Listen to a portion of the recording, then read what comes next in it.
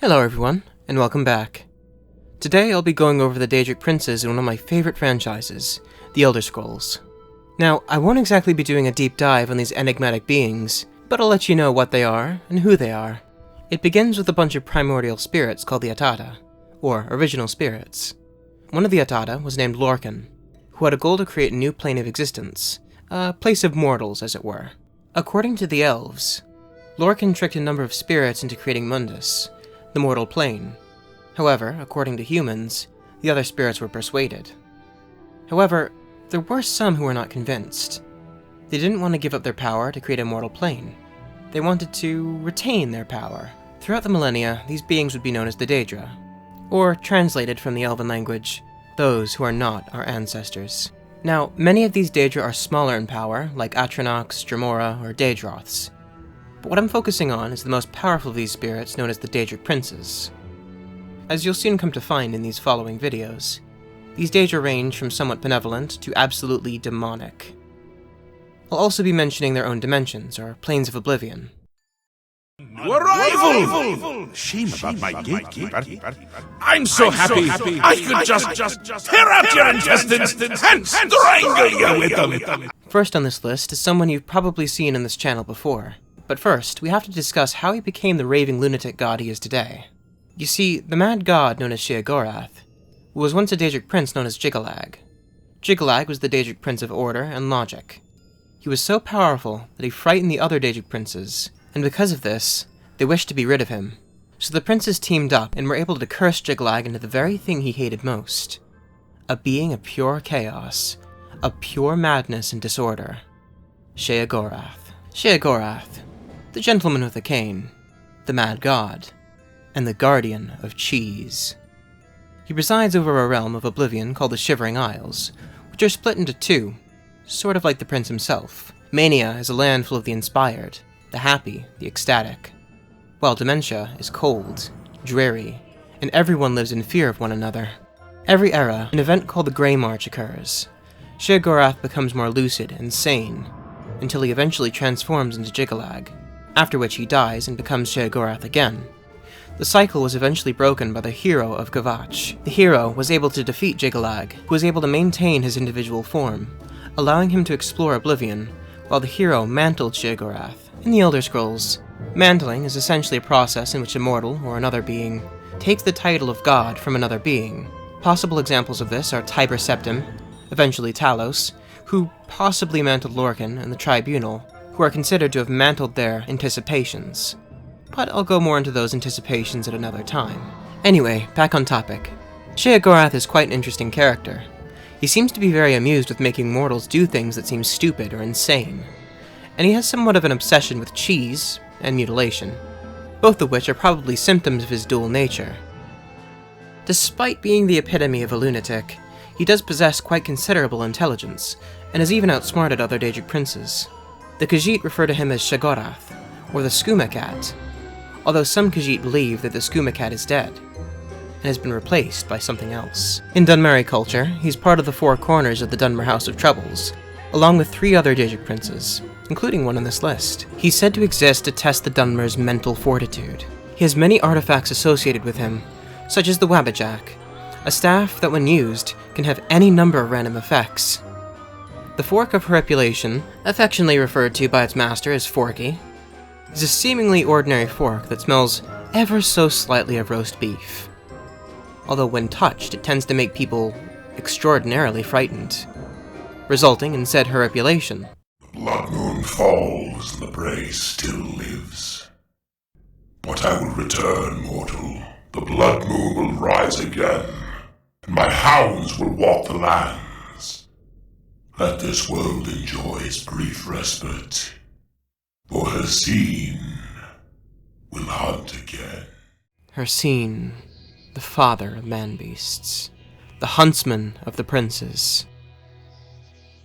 This Daedric prince embodies the hunt in creatures such as werewolves. His worship is said to be more accepted than most Daedra, despite Daedra worship being outlawed in most of Tamriel.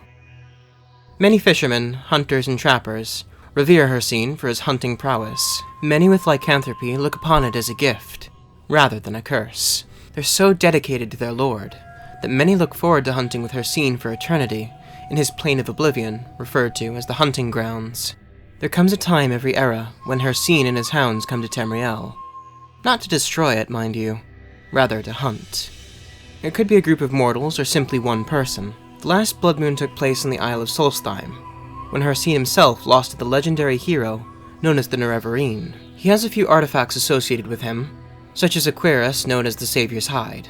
The armor is said to make the wearer particularly resistant to magic. Another artifact is the Ring of Hircine, which allows for a lycanthrope to control their transformations, and to transform and revert back to their normal form at will.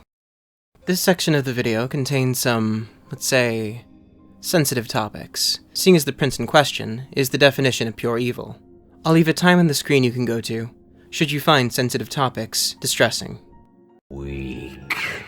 He's weak. You're strong. Crush him. No. Kill him. Crush his bones. Tear at his flesh. Molag Bal, the Harvester of Souls, the Lord of Domination, and the King of Rape. This malevolent prince's sphere is the domination and enslavement of mortals. Despite the fact he seems to be a lord with an insatiable hunger for souls and suffering, he is extremely patient and cunning, and even has somewhat of a sense of humor, although his hygiene is said to be abysmal. However, that's all you can attribute as good to this prince. He is also called the Father of Vampires, since he created the first vampire, Lamé Bal.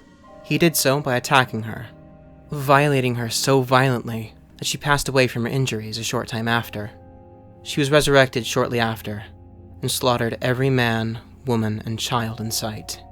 Women presented to Molag Bal are made to go through what Lamé went through, and are referred to as Daughters of Coldharbour. They become extremely powerful vampires through this ritual. It's said that if an arrow dipped in the blood of a Daughter of Coldharbour is shot at the sun with a specific bow, it can blot out the sun, allowing vampires to roam free. In the Second Era, Molag Bal attempted to meld his Plane of Oblivion, Coldharbour, with the mortal realm of Mundus, but was eventually stopped by a hero known as the Vestige.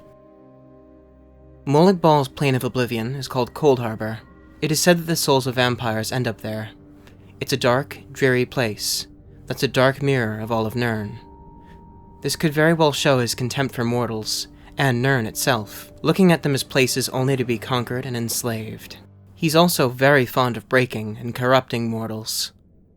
Allow me to tell you the story of Mellus Petilius, an imperial champion who was married to a wonderful woman. Mellus would often go off on adventures, helping anyone who needed help. However, while out on one of his journeys, his wife died of fever, and he never forgave himself for it.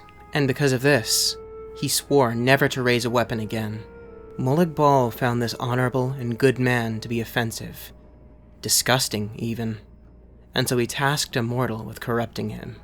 This mortal was eventually able to anger Mellus enough, and he picked up a rusted mace nearby to attack Molag Bal's emissary, thus breaking his oath and rendering him a broken man for the rest of his life. That mace that Mellus picked up was none other than the Mace of Molag Bal, or some people refer to it as the Vampire's Mace. It seems to have an insatiable hunger for the souls of its victims. Mortal, I am Nemira, the Lady of Decay. Your consumption of the blood and bile of Arkay's own is pleasing. Nemira, the Lady of Decay, the Spirit Daedra, the Goddess of the Dark, the Black Fly. Her sphere is ancient darkness. She's said to rule over countless dark spirits. She's associated with filth, insects, beggars, and cannibalism. Her worshippers, and those who look up to her, are those who are cast out or looked down upon by society. Many who worship her have learned to revile attractive people and functioning members of society. Within the dark and filthy places of the world, there are many who worship her and perform possibly one of the most taboo acts a mortal can take: cannibalism. And in some cases, in order to join a cult dedicated to Nemira, one must indulge in the meat of another sentient mortal. Elf, man, beast folk, all are considered fair game, should you have that dark craving within you. She has a few artifacts associated with her, but the most popular is the ring that bears her name. The Ring of Nimira, when worn by someone she favors, can reflect damage back at an assailant. If the wearer happens to be a cannibal, one wearing the ring can eat dead flesh with no issue, and even benefits them health-wise. Nimira's realm is referred to as the Scuttling Void, or the Dark Behind the World. Precious little is known about it. I decided to make this little overview on Daedric princes to be episodic, rather than the whole shebang in one video. It wouldn't be much of a bite then, would it? This way I wouldn't be overloaded, and I could make room for more scripts. Thank you so very much for watching. Who's your favorite out of the princes I've listed here? And I hope to hear from you in the next video. You feeling accepting yet? Of your existence or your strength? Both, you fucking asshole!